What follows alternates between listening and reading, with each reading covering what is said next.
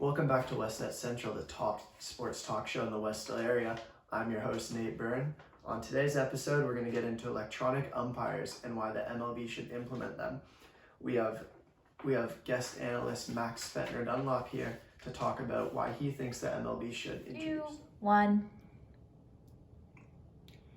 In the past, we have seen many terrible calls when watching baseball games. They happen so often that they've been normalized as just part of the game. The incompetence of Major League Baseball umpires have cost team games and even their season. An example of that would be in this year's playoffs. The San Francisco Giants were playing against the Los Angeles Dodgers in the divisional game. The series was tied 2-2, so it was the final game of the series. It was a one-run game in the ninth inning, but sadly the game ended due to a missed call by the first base umpire. This missed call costed San Francisco the season. The Giants were the best team in baseball, having 107 wins, so nobody knows what would happen if the play was made correctly. The use of electrical umpires takes this speculation out of the game.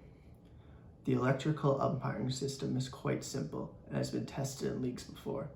A company called TrackMan has created a system to make calls on pitches electronically. They have a machine that watches the strike zone in real time and with different cameras and sensors. The machine then communicates whether it was a ball or strike to the umpire behind the plate through an earpiece. The machine's strike zone is manually changed by a computer, so a person does need to set the height of each batter when they get up to bat. The system has been used in the Atlantic Professional Baseball League and has received positive feedback from players, managers, and even umpires. TrackMan's starting price is around $19,000. Umpires, however, make between $150,000 and $450,000 a year. If the MLB changes to TrackMan, they will reduce the umpire salary due to having a lower amount of responsibility, saving the league money. Another reason that the MLB should switch to electric umpires is that the mistakes they make are not random. There's evidence of bias in umpire calls.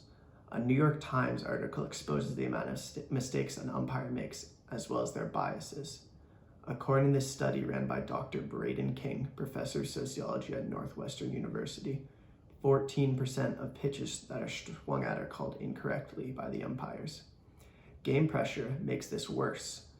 The number goes up by about 13% in key moments of the game, such as the ninth inning. It also shows that umpires are more likely to favor home teams, veteran, and all-star pitchers. If a pitcher has a reputation of being a high-level pitcher, the umpires are more likely to make the call in their favor, calling 16% more strikes. The opposite is true for African American pitchers, who are less likely to get a call their way.